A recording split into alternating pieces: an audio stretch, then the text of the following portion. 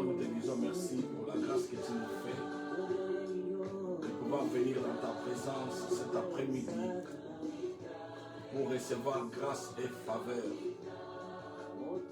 Seigneur, nous voulons nous abreuver auprès de toi, toi qui es la source intarissable. Nous prions que tu bénisses notre enseignement de ce soir. Nous prions que tu nous parles et que tu nous enseignes. Nous prions que ta grâce descende sur nous. Saint-Esprit, nous nous confions entre tes mains et nous demandons que tu nous parles. Au nom de Jésus. Amen. Bien-aimés dans le Seigneur, Shalom. Je vous salue tous dans le nom précieux de notre Seigneur Jésus. Lui qui est notre source de force, de joie et de paix. Et lui qui a permis encore que nous puissions nous retrouver à ces instants, toi et moi, autour de sa parole. Bien-aimé, c'est une grâce et un privilège que de connaître Dieu, que de baser sa vie sur Dieu et sur sa parole.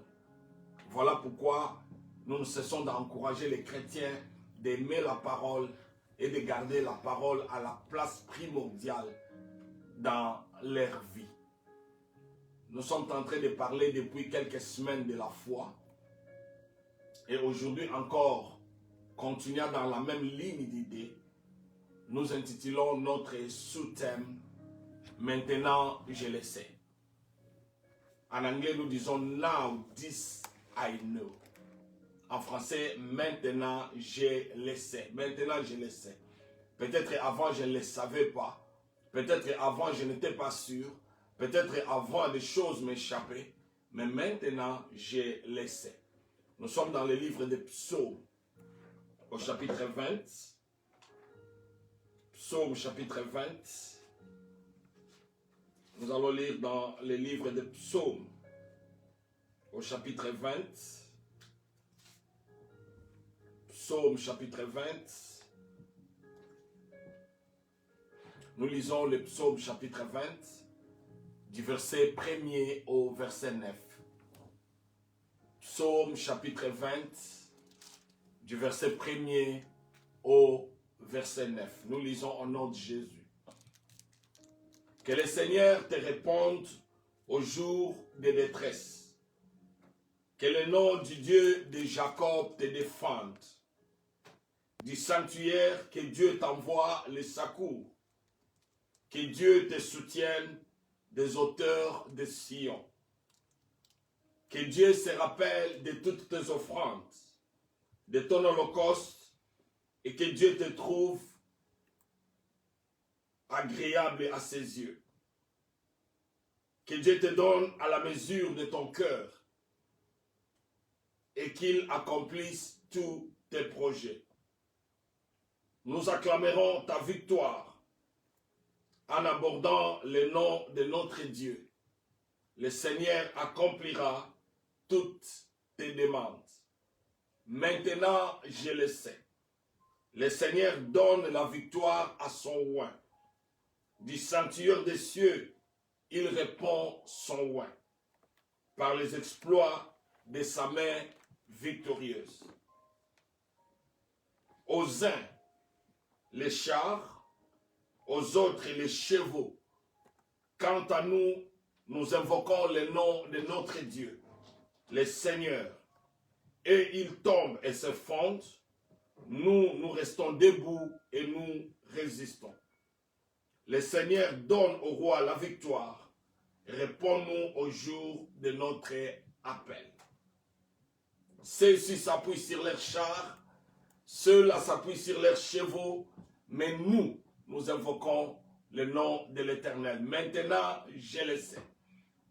Bien-aimé, Israël comme nation existe à cause de l'alliance que Dieu a faite avec Abraham. C'est partant de cette alliance entre Dieu et un homme qu'une nation, Israël, est née. Et un peuple appelé le peuple juif a trouvé ses origines. Israël est l'une des rares nations au monde qui peut facilement parler de ses origines, de l'homme qui a commencé la nation. L'existence d'Israël, depuis ses origines, partant d'Abraham jusqu'à nos jours, l'existence d'Israël est basée et soutenue par une seule chose, c'est leur habilité à faire la guerre. L'habilité à faire la guerre, la force militaire, la force défensive et offensive d'Israël est la raison qui a permis que cette nation puisse naître, et c'est la raison qui permet qu'Israël continue d'exister.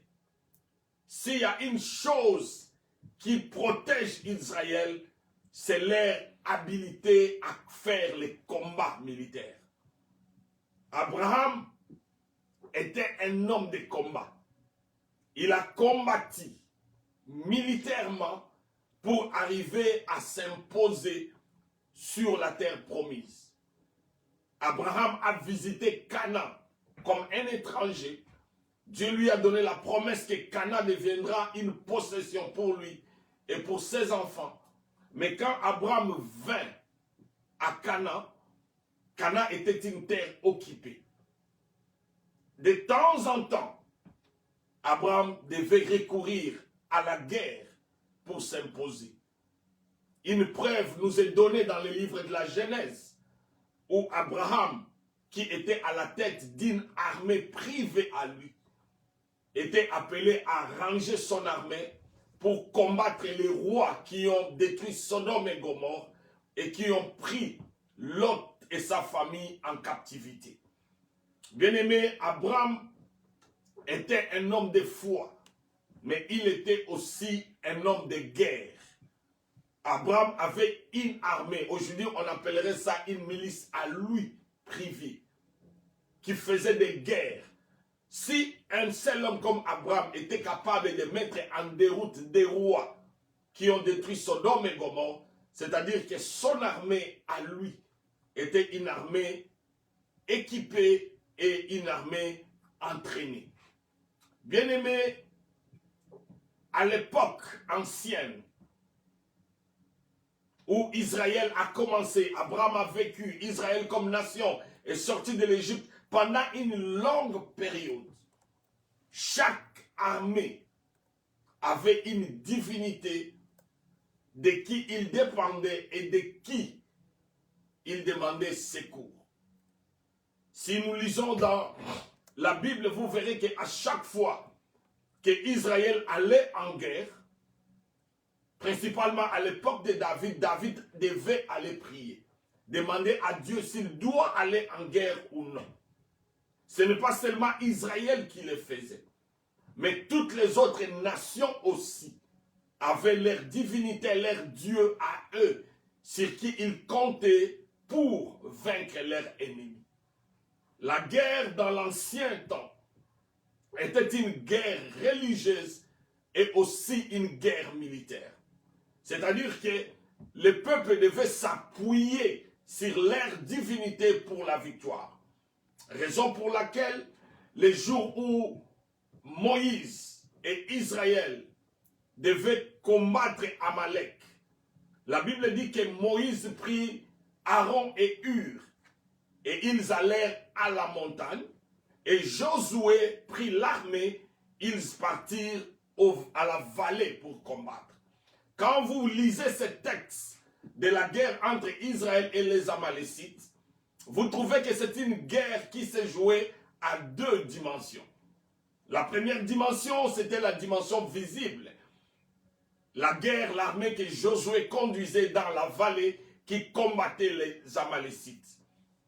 Mais la deuxième dimension de la guerre, c'était la guerre spirituelle, où Aaron et Hur et Moïse devaient se tenir à la montagne pour invoquer Dieu. Et la Bible clairement nous dit qu'à chaque fois que les mains de Moïse étaient levées au ciel, Israël avait la victoire. Et quand Moïse baissait ses mains, Israël perdait le terrain. Ça veut dire que la victoire sur le terrain d'Israël dépendait de la position des mains de Moïse.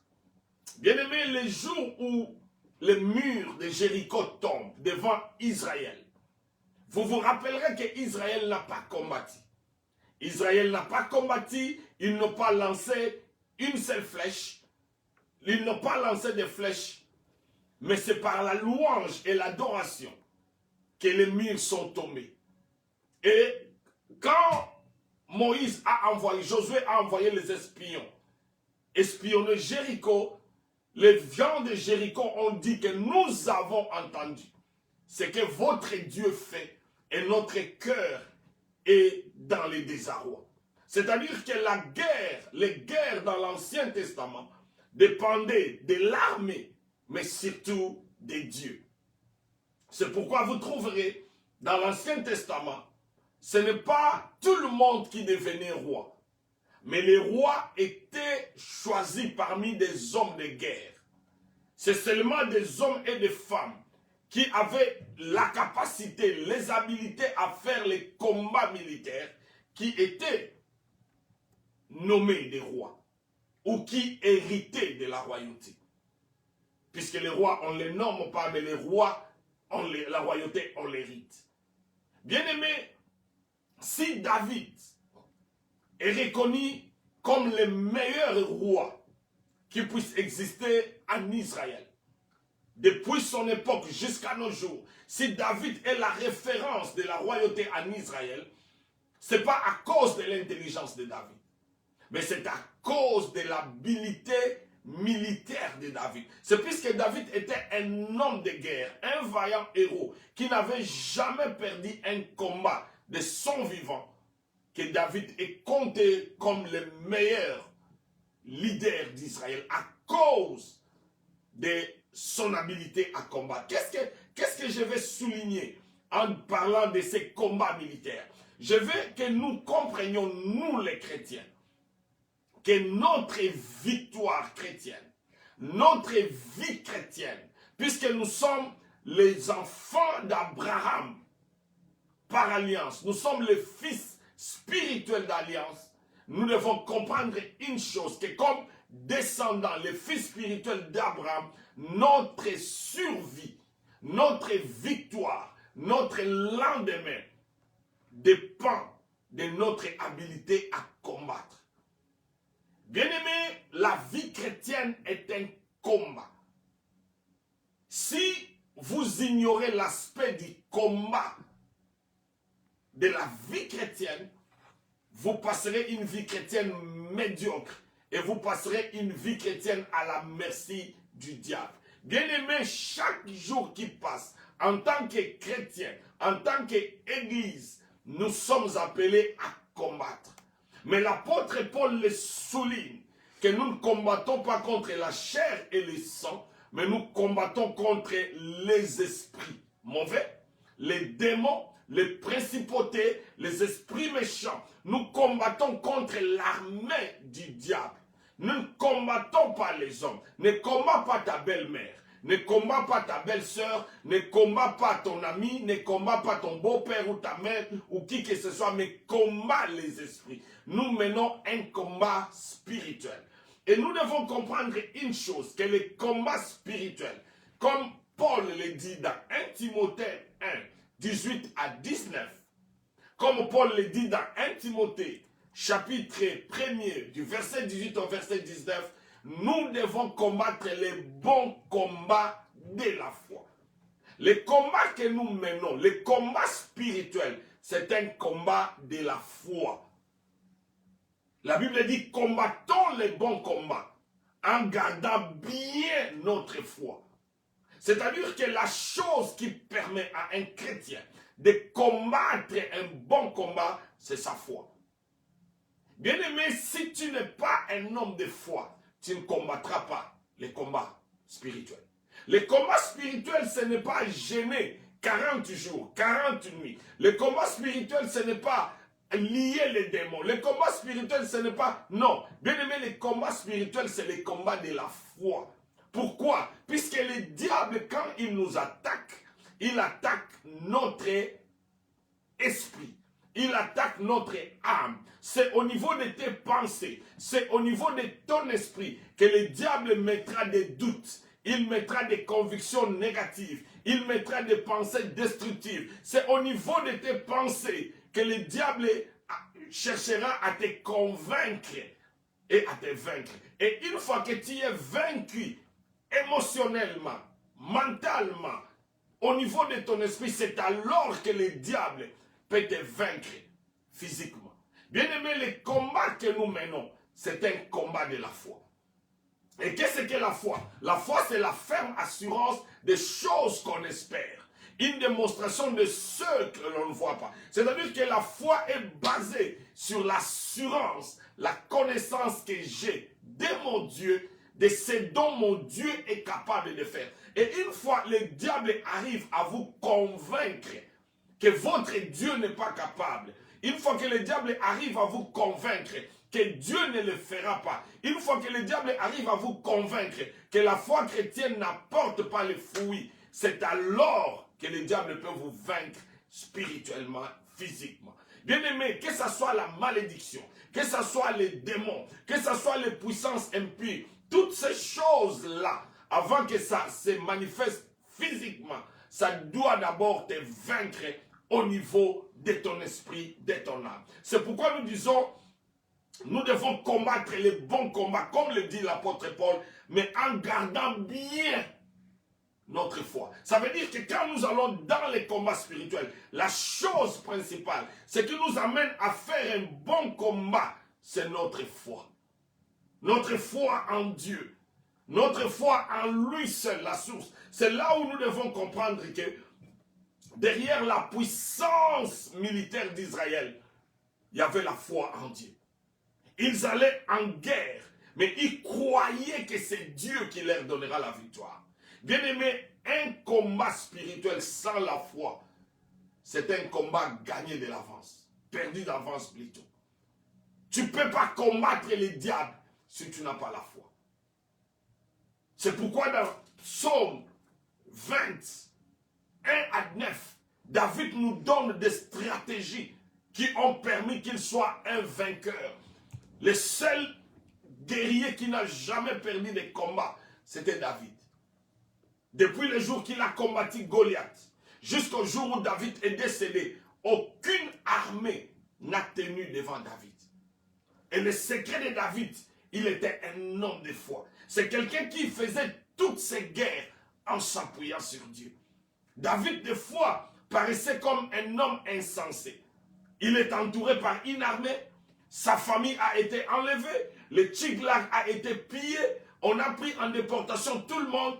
David, en tant que guerrier, devait suivre ses ennemis. Mais la Bible nous dit que David prit son éphod et il allait consulter Dieu, lui demander, suivrai-je les ennemis ou non? C'est-à-dire que David, tous ses combats étaient des combats de la foi. Les combats basés sur sa connaissance de Dieu. C'est pourquoi dans Psaume 20, David nous donne des stratégies qui l'ont permis à combattre les bons combats. David nous donne des stratégies qui l'ont permis à être un guerrier qui n'a jamais baissé les bras dans les combats. La Bible dit qu'il combattait comme un jeune lion. La Bible dit qu'il terrassait tout ce qu'il trouvait dans son passage. Ce qui est même merveilleux avec David, une fois toute l'armée d'Israël, Saoul en tête, a fait la guerre à David. Mais Saoul et l'armée n'ont pas vaincu David. Ce combat est là, tout est demain. Au verset 6, David dit, au verset 6, maintenant je le sais. Maintenant, je le sais. La première des choses qui a fait que David puisse être un homme de victoire, la première des choses qui fera que ta foi puisse triompher dans les combats spirituels, c'est ce que tu sais. David dit, maintenant je le sais. En anglais, nous disons, now this is what I know. Maintenant, je le sais. Maintenant, je le sais. Bien aimé, il y a une chose que nous devons souligner ici. David dit, maintenant je le sais. C'est-à-dire que dans le passé, je ne le savais pas. C'est-à-dire que dans le passé, il y a des choses qui m'échappaient. C'est-à-dire que dans le passé, il y a des choses que je ne comprenais pas. Mais maintenant, je le sais. Dieu donne la victoire à ses oins. Maintenant, je le sais. Dieu donne la victoire à ses oins. Maintenant, je le sais. Bien-aimé, David dit, je le sais. Dieu donne la victoire à son oint. Maintenant, je le sais. Comme la Bible le dit, maintenant, je le sais. Le Seigneur donne la victoire à son oint. Maintenant, je le sais. Bien-aimé, David est convaincu. David est sûr. David est dans une position de certitude. Il sait que Dieu donne la victoire à son oint. Ce n'est pas une opinion. Ce n'est pas une possibilité. Ce n'est pas quelque chose à douter. Il n'y a même pas de doute là-dessus. David dit, je le sais maintenant. Dieu donne la victoire à son oint. Dieu donne la victoire. C'est une évidence. On ne peut pas en discuter. On ne peut pas passer du temps. C'est une évidence, c'est conclu. C'est une conclusion. Dieu donne la victoire à son oint. Dieu donne la victoire à son oint. J'aurai la victoire. Je vaincrai mes ennemis. Je sortirai victorieux. Ce n'est pas puisque je suis fort, mais Dieu me le donnera. Pourquoi Dieu me le donnera? C'est puisque je suis son oint. J'aimerais expliquer le mot oint, puisque c'est l'un des mots qui apporte confusion. Quand la Bible dit le oint de Dieu, ne touchez pas à mes oints. La Bible ne parle pas des pasteurs. La Bible ne parle pas des anciens. La Bible ne parle pas d'un groupe de gens spéciaux, non. Quand la Bible dit dans le psaume 105, ne touchez pas à mes oints, la Bible parle des enfants d'Israël qui étaient peu nombreux, qui étaient petits en nombre, mais qui se déplaçaient d'une nation à une autre, mais Dieu les protégeait et Dieu les appelait les rois. C'est-à-dire qu'ils étaient les élus de Dieu, des gens que Dieu a choisis. Aujourd'hui encore, comme Israël à cette époque-là, ou Abraham à cette époque-là, nous l'église, nous sommes les rois de Dieu. Le Saint-Esprit est descendu sur nous. Dieu nous a oint de son Saint-Esprit. Nous sommes les rois de Dieu. Tout celui qui a reçu Jésus comme son Seigneur et Sauveur, qui croit en lui, qui lui a donné sa vie, qui vit avec Jésus dans son cœur, cet homme-là, cette femme-là, cette fille-là, ce garçon-là, il est un roi de Dieu. Et bien aimé, Dieu dit, David dit, je le sais, Dieu donne la victoire à ses rois. On ne peut pas en discuter. Bien aimé, en tant qu'enfant de Dieu, notre victoire est certaine. Ça, c'est ce que David sait. Avant même qu'il aille en guerre, avant même que les ennemis se présentent, avant même que la guerre commence, David, dans son cœur, il sait que Dieu me donnera la victoire. Pourquoi? Puisque je suis son roi. Oh, si tout le monde, si chaque chrétien savait dans son cœur que Dieu lui donnerait la victoire. Si chacun de nous avait cette certitude que Dieu me donnera la victoire, nous ne serions pas terrassés par l'ennemi. Nous ne serions pas tremblants. Nous ne serions pas balbutiants. Si chacun de nous était sûr que Dieu lui donnera la victoire, nous nous lèverions et nous ferions face au diable. Maintenant, je le sais. Dieu donne la victoire à son roi. Bien-aimé, je veux que tu gardes dans ton cœur que Dieu ne peut jamais te donner l'échec. Dieu te donnera toujours et toujours la victoire. Bien-aimé, la foi, comme David le dit, maintenant je le sais. Maintenant je le sais. La foi, c'est une substance présente. La foi ne peut pas être au passé. La foi, comme on le dit maintenant, la foi c'est maintenant. Now, this is what I know. Maintenant, voici ce que je sais. La foi c'est maintenant. Le problème dans l'église, il y a beaucoup de gens qui ont la foi du passé. Si j'avais 20 ans, Dieu pouvait le faire. Si j'avais 30 ans, Dieu pouvait le faire. Si j'avais 19 ans, Dieu pouvait le faire. Si je n'avais pas cette maladie, Dieu pouvait le faire. Nous avons une foi tournée dans le passé. si j'avais connu Dieu à 20 ans, ceci ne m'arriverait pas. Si j'avais connu Dieu avant le mariage, ceci ne m'arriverait pas. Bien aimé, la foi, ce n'est pas dans le passé. Ça, c'est la foi de Marthe et Marie. Si seulement tu avais été ici, notre frère ne serait pas mort. Nous avons foi que tu peux guérir, mais tu es venu en retard. Je suis venu te dire que la foi, c'est comme David le dit, maintenant, je le sais. Now, this is what I know. C'est ce que je sais maintenant. Dieu me donnera la victoire. Peu importe mon âge, peu importe mon état de santé, peu importe l'état des choses, peu importe l'année, peu importe la période, ce que je sais, c'est que Dieu me donnera la victoire. David est sûr que même si je suis venu en retard, même si les ennemis m'ont déjà entouré, même si la ville est prise, même si ma famille est pillée, même si toute chose semble détruite, je sais maintenant que Dieu me donnera la victoire. Je ne me donnerai pas la victoire, je ne prendrai pas la victoire, je ne vaincrai pas par moi-même, mais c'est Dieu qui me le donnera. C'est Dieu qui me le donnera. La victoire que nous avons est un don de Dieu. C'est un don que Dieu nous fait. Il combat et il nous donne la victoire. Bien-aimé, je suis venu te dire, qu'est-ce que tu sais de la victoire? David dit, je sais, Dieu donne la victoire à son roi. Bien-aimé, ne passez pas du temps à combattre les enfants de Dieu. Puisqu'il est écrit, ils vous feront la guerre, mais ils ne vous vaincront jamais. C'est-à-dire que la guerre arrivera.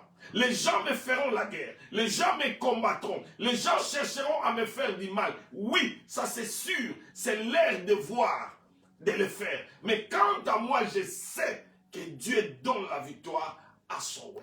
Oh, si chaque matin, tu t'es levé avec cette attitude.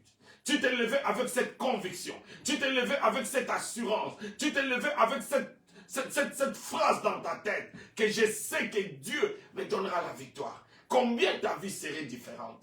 Combien tu ne perdrais pas le temps dans des soucis, des inquiétudes? Combien tu ne perdrais pas le temps à te lamenter? Puisque une chose est sûre dans ton cœur, Dieu me donnera la victoire. Je suis venu te parler, je suis venu te dire que ce que tu sais est plus important que ce que tu dis.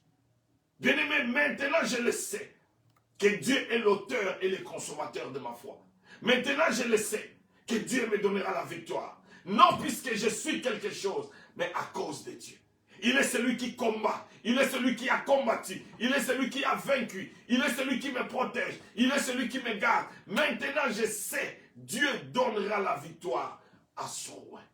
Ma victoire n'est pas quelque chose à discuter. Ma victoire n'est pas quelque chose à débattre. Ma victoire n'est pas une possibilité, mais ma victoire est certaine. Dieu me la donnera. C'est juste question de temps. Sois patient avec moi. Tu verras que je suis un vainqueur. Sois patient avec moi. Tu verras que j'ai la victoire. Sois patient avec moi. Tu comprendras que mon Dieu me donne toujours la victoire. Maintenant, je sais, Dieu donne la victoire à son roi. Ça, c'est la première des choses que David avait dans son cœur. Dieu donne la victoire à son roi. Néanmoins, non, au moins, que je ne sois pas son roi. Mais s'il m'a oint, s'il m'a appelé, s'il m'a mis à part, s'il m'a choisi, il me donnera la victoire. La Bible dit, qu'est-ce qu'il ne nous donnera pas après avoir nous donné Jésus? Maintenant, je sais, Dieu donne la victoire à ses rois. Je suis venu te dire que dans les combats de la foi, tu dois savoir une chose, que Dieu donne toujours la victoire. Aucune personne, aucune femme n'a marché avec Dieu. Aucun homme n'a marché avec Dieu et peut dire que j'ai remporté de moi-même. J'aime ce que Josué et Caleb ont dit. Si l'Éternel nous est favorable, nous posséderons le pays. À moins que Dieu ne nous l'accorde pas, à moins que Dieu ne nous est pas favorable, à moins que Dieu ferme la porte. Mais si Dieu nous est favorable, peu importe les ennemis, il nous donnera la victoire. Oh, si chaque matin, tu te lèves avec cette phrase, dans ton cœur, tu es convaincu que Dieu te donnera la victoire. Bien-aimé, combien ta vie sera une vie de paix et de choix. Le malheur pour les chrétiens, bien de nous prenons la victoire comme si ça peut arriver ou non. Non, David est sûr, Dieu donne la victoire à son roi. Il est sûr, c'est la première des choses. Avant même qu'il aille en guerre, il sait qu'il vaincra. C'est pourquoi le jour où David combat Goliath, il s'élève. Il dit à Goliath, tu viens contre moi avec la lance et les javelots. Tu viens contre moi avec la lance et les javelots. Mais moi, je viens contre toi au nom de l'Éternel. Et il dit, aujourd'hui, l'Éternel te livrera entre mes mains. Un jeune homme de 17 ans, entre 17 et 18, qui s'élève et qui dit à Goliath, l'Éternel. Il était tellement sûr que le roi de Saoul lui a donné tout son équipement. Le roi Saoul a donné à David son armure. David dit, ces choses, ce n'est pas pour nous. Ton armure, si c'était important, ton armure, si ça pouvait donner la victoire, je te trouverais toi-même au front. Avec l'armure, tu t'es caché. Tu me donnes l'armure. Non. J'irai devant lui comme je suis. Mais le nom de l'Éternel me gardera. Et ces Philistins, je les terrasserai. David savait que Dieu donne la victoire en son nom. La première des choses qui permettra que tu mènes le bon combat de la foi, c'est savoir que Dieu donne toujours et toujours la victoire à son nom. La première des choses. La deuxième des choses, David dit, dans Psaume toujours 20 que nous lisions, il dit, maintenant je le sais, le Seigneur donne la victoire à son roi. Il dit, du sanctuaire du ciel, il lui répond. Du sanctuaire du ciel, il lui répond. Du sanctuaire du ciel, il lui répond. David dit ceci, que Dieu donne la victoire à son roi, et c'est à partir de son trône céleste que Dieu répond à son roi. C'est-à-dire que David sait que dans ce monde, il y a des trônes. Dans ce monde, il y a des rois. Dans ce monde, il y a des tribunaux. Dans ce monde, il y a des choses. Mais au-dessus de tout ce qu'il y a dans ce monde, il y a le trône de Dieu. Et il dit, Dieu me répondra de son trône céleste. Bien-aimé, si seulement tu pouvais comprendre plutôt que Dieu est au-dessus de tout. Si tu pouvais comprendre que les juges, les officiers, les sorciers, les magiciens, tous ceux qui nous combattent sont dans ce monde. Même ceux qui sont spirituels, ils sont dans les airs quelque part. Mais ton Dieu est au-dessus. Son trône est élevé au-dessus de tout trône. David dit, je le sais, mon Dieu m'exaucera à partir de son trône céleste. C'est-à-dire que lui qui est assis au-dessus de tout, lui qui a toutes choses entre ses mains, lui qui contrôle toutes choses, lui qui est alpha et l'oméga, lui qui est au-dessus de tout, celui-là, il m'exaucera. Oh bien-aimé, quel privilège que de savoir que toi et moi, quand nous sommes fatigués, quand nous sommes abattus, quand nous ne savons pas faire quoi faire, nous pouvons lever nos yeux vers le trône de Dieu. Comme David a dit, je lève mes yeux vers les montagnes. D'où me viendra le secours? Le secours me vient de l'Éternel. David veut faire comprendre à nous, les chrétiens, que le trône de Dieu est au-dessus de tout. Dieu est élevé au-dessus de tout. La Bible dit que quand il ouvre, personne ne peut fermer. La Bible dit que quand il donne, personne ne peut ravir. La Bible dit que quand il garde, personne ne peut détruire. Bien-aimé, si seulement tu savais que ton Dieu est au-dessus des hommes et des femmes qui te combattent. Si seulement tu savais que ton Dieu est au-dessus de toutes choses. Si seulement tu savais que la personne qui pense décider sur toi, sur lui, il y a ton Dieu. Bien-aimés, nous dépendons du trône céleste. C'est pourquoi la Bible dit, nous sommes de ce monde. Nous sommes dans ce monde, mais nous ne sommes pas de ce monde. C'est pourquoi la Bible dit que l'homme ne peut recevoir que ce qui lui a été donné du ciel. La Bible dit que tout don parfait, toute grâce, cela descend d'en haut. Je suis venu te dire que dans les combats de la vie spirituelle, dans les combats de la foi, rappelle-toi toujours qu'il y a un sanctuaire. Il y a le trône de ton Dieu qui est au-dessus de tout. Bien-aimé, les hommes peuvent fermer, mais s'il ouvre, tu sortiras. Les hommes peuvent décider, mais s'il lui accepte, ça passera. Je me rappelle de Pierre, dans le livre des Actes des Apôtres. Pierre était placé dans une prison secrète. Il y avait des portes avant d'arriver là où Pierre était. Il y avait des gardes, il y avait des barrières, il y avait des militaires. Et Paul lui-même était enchaîné entre des soldats. Dans la prison de la prison. Dans la prison, il y avait une cellule privée, une cellule plus profonde. C'est là où Pierre était. Mais la Bible me dit que l'église priait pour Pierre. Et au milieu de la nuit, Dieu envoya un ange. L'ange n'avait pas besoin de clés. L'ange n'avait pas besoin de la permission. L'ange est allé là où Pierre était. Il a réveillé Pierre. Les chaînes sont tombées. Il a ouvert les portes. Ils sont sortis avec Pierre. Jusqu'à ce qu'au milieu de la cité, Pierre s'est rendu compte que Dieu lui a délivré. Bien-aimé, notre Dieu est au-dessus de toutes choses. Bien-aimé, notre Dieu a tout entre ses mains. Notre Dieu a les derniers. He has the final say. Si Dieu dit oui, ton père, ta mère, tes amis, tes frères, ton patron, ton boss, les médecins peuvent dire non. Mais puisque Dieu a dit oui, ça restera oui. Je suis venu te rappeler que ton Dieu est au-dessus de toutes choses. C'est là où Jésus dit, quand vous priez, dites, notre Père qui est aux cieux. Notre Père qui est au-dessus de toutes choses. David dit haut de son trône, from your sanctuary, you will answer my prayer. Bien-aimé, il y a une place où tu peux aller, où tu n'as pas besoin d'un avocat, où tu n'as pas besoin d'un interprète, où tu n'as pas besoin de quelqu'un pour t'amener. C'est devant le sanctuaire de Dieu.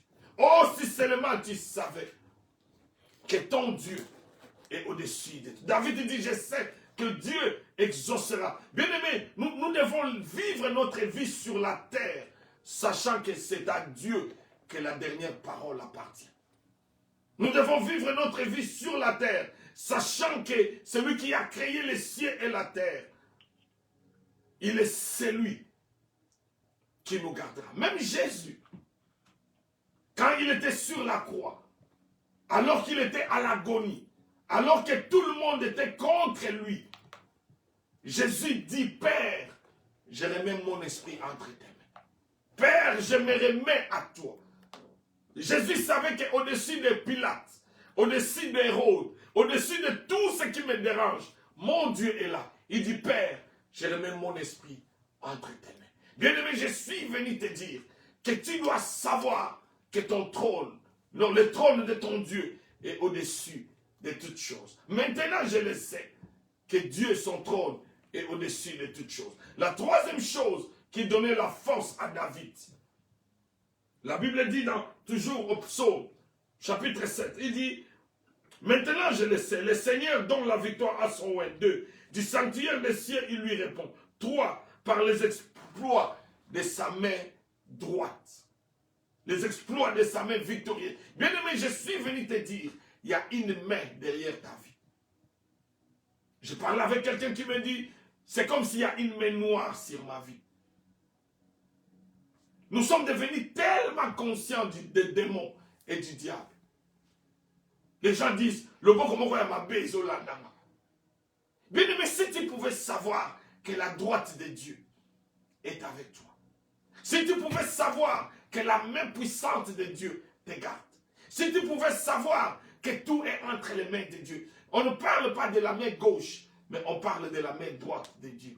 La main droite, c'est le symbole de l'autorité. La main droite, c'est la partie la plus forte de notre corps. Demandez les boxeurs. La main droite, c'est la main qui donne la victoire dans les combats. Et la Bible dit, David dit, je sais que Dieu me donnera la victoire par sa main droite. Bien-aimé, je suis venu te dire qu'il y a une main sur ta vie. C'est la main de Dieu. La Bible dit, quand il l'ouvre, avec sa main droite, personne ne peut fermer. La Bible dit que quand il donne, personne ne peut ravir. La Bible dit que quand il... Pourquoi? Puisque la main droite de Dieu, c'est la main de la victoire. C'est pourquoi Dieu dit à Jésus, assis-toi à ma droite, jusqu'à ce que je fasse de tes ennemis ton marchepied. Et David dit que Dieu me donnera la victoire par sa main droite. Je suis venu te dire, peu importe ce que tu traverses, peu importe les combats de la vie, peu importe les gens qui veulent te détruire, la main de droite de Dieu est au-dessus de toi. David savait que Dieu donne la victoire à son roi. David savait que du haut de son cieux, Dieu répondra. Et David sait que la main droite de Dieu les garde. Oh, si tu savais que Dieu était gardé par sa main droite, combien ta vie serait différente. Oh, si tu savais que la main de Dieu était sur toi, combien tu serais en paix. Bien-aimé, bien des gens sont troublés. Bien des gens sont dans le panique, puisque nous ne savons pas qui nous garde. Bien-aimé, c'est la main de Dieu qui nous garde. C'est la main de Dieu. Et David dit la quatrième des choses. Premièrement, je sais que Dieu me donne la victoire. Deuxièmement, du son sanctuaire, il me répondra. Troisièmement, sa main est sur moi. Et quatrièmement, David savait que sur la terre, il y a des choses sur lesquelles les gens peuvent s'appuyer. Bien aimé, chacun de nous sur la terre s'appuie sur chaque chose, sur quelque chose. Mais David, il dit au psaume, il dit, ceux-ci s'appuient sur leurs chars. Ceux-là s'appuient sur leurs chevaux. Le premier groupe, c'est le groupe des gens qui s'appuient sur leurs chars et sur leurs chevaux. Pourquoi les chars? Puisque les chars étaient des équipements de la guerre. Pour aller en guerre, on devait avoir des chars de combat, comme on en a aujourd'hui. Il dit, ceux-ci s'appuient sur leurs chars, ceux-là s'appuient sur leurs chevaux. David savait qu'il y aura toujours des groupes de gens. Il y aura les gens qui s'appuieront sur les chars et sur les chevaux. Bien aimé, qu'est-ce que les chars? Les chars, ce sont des choses matérielles que l'homme a créées. L'homme a créé le travail. L'homme a créé les habits. L'homme a créé les banques. L'homme a créé les maisons. L'homme a créé la richesse. L'homme a créé les voitures. L'homme a créé les choses qui nous entourent. Les chars. Des choses qui donnent la victoire. Les chars. Les choses qui roulent un peu plus rapidement. Les chars. David dit, ceux-ci s'appuient sur les chars. Bien aimé, dans ce monde, il y a des gens qui comptent sur les biens matériels. Qui croient que je suis grand puisque j'ai une grande maison. Je suis grand puisque j'ai un bon travail. Je suis grand puisque j'habite tel pays. Je suis grand puisque j'ai conduit telle voiture. Je suis grand puisque je m'habille avec tel designer. La grandeur qui vient des chars. Ceux-ci s'appuient sur les chars. Des gens qui croient que tout ira mieux puisque je viens d'une grande famille. Des gens qui croient que tout ira mieux puisque j'ai beaucoup d'argent. Ça, ce sont des chars. Et David dit, ceux-ci s'appuient sur leurs chars. Et il dit encore, ceux-là sur leurs chevaux. Qu'est-ce que les chevaux? Les chevaux, ce sont des choses naturelles. Des choses que Dieu a créées. Des choses que l'homme n'a pas fabriquées, mais les choses que Dieu a créées. Dans ce monde, il y a des gens qui s'appuient sur des chevaux. Les chevaux, c'est l'image des hommes. Les gens qui s'appuient sur leurs parents. Les gens qui s'appuient sur leur papa. Les gens qui s'appuient sur leur maman. Les gens qui s'appuient sur leur mari. Les gens qui s'appuient sur leurs enfants. Les gens qui s'appuient sur leurs frères, leurs connaissances. Ce sont des chevaux. Ce sont des chevaux que de s'appuyer sur son mari, que de s'appuyer sur sa femme, que de s'appuyer sur ses enfants, que de compter sur sa famille. Ce sont des chevaux. Et David dit, ceux-ci s'appuient sur leurs chars, ceux-là s'appuient sur leurs chevaux. Mais j'aime la conclusion. Il dit, et il trébuche et il tombe. Oh, tout celui qui compte sur les chars se retrouvera un jour que son char est en panne. Tout celui qui compte sur les chevaux se retrouvera un jour que les chevaux ont vieilli. Les chevaux ne peuvent plus courir. Les chevaux sont tombés malades. Je suis venu parler aux enfants de Dieu. Nous ne sommes pas de ceux qui s'appuient sur leurs chars et sur leurs chevaux. Bien-aimés, ne comptez jamais sur ce que vous avez. Ne compte pas sur ton intelligence. Ne compte pas sur ton mari. Ne compte pas sur ton père. Ne compte pas sur ta mère. Ne compte pas sur les hommes. Ne compte pas sur ce que tu as. Ne compte pas sur la nationalité. Ne compte pas sur le pays. Ne compte pas sur ces choses. Le pays peut tomber en faillite. L'Empire romain est tombé en faillite. L'Égypte est tombée en faillite. La Grèce est tombée en faillite. Ne compte pas sur les hommes. Ne compte pas sur toi. Ce sont des chars et des chevaux. Si tu comptes sur ces choses, tu tomberas. Tu tomberas. Tu deviendras impuissant. C'est là où David donne la clé de la foi. Il dit, ceux-ci s'appuient sur leurs chars, ceux-là sur les chevaux. Mais nous invoquons le nom de l'Éternel notre Dieu. Et il trébuche et il tombe, mais nous tenons ferme et restons debout. La quatrième chose que je dois savoir, je dois m'appuyer sur les noms de Dieu. Bien aimé, les noms de Dieu est ce qui nous a été donné. Jésus dit aux pères, il dit, Père, je les ai révélés ton nom. Je les ai révélés ton nom. David ne dit pas, ici David ne dit pas que j'invoque Dieu, non. Il dit, ceux-ci s'appuient sur leurs chars, ceux-là sur les chevaux, mais nous invoquons le nom de Dieu. C'est-à-dire que notre espoir, notre passeport, notre appui, c'est le nom de Dieu. Partout où j'irai au nom de Dieu. Tout ce que je le ferai au nom de Dieu. Tout ce que je ferai, c'est là où Jésus dit, tout ce que vous demanderez au Père à mon nom, il vous le donnera. Bien aimé, le nom de l'Éternel est une tour forte. La Bible dit, les justes s'y réfugient et ils sont en sécurité. Qu'est-ce que je sais? Je sais que Dieu m'a donné son nom.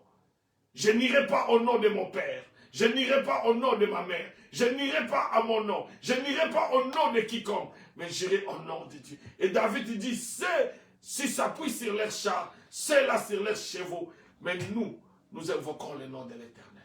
Seigneur, bien aimé, il n'y a rien d'autre que nous avons. Tout ce que nous avons, c'est le nom de l'Éternel.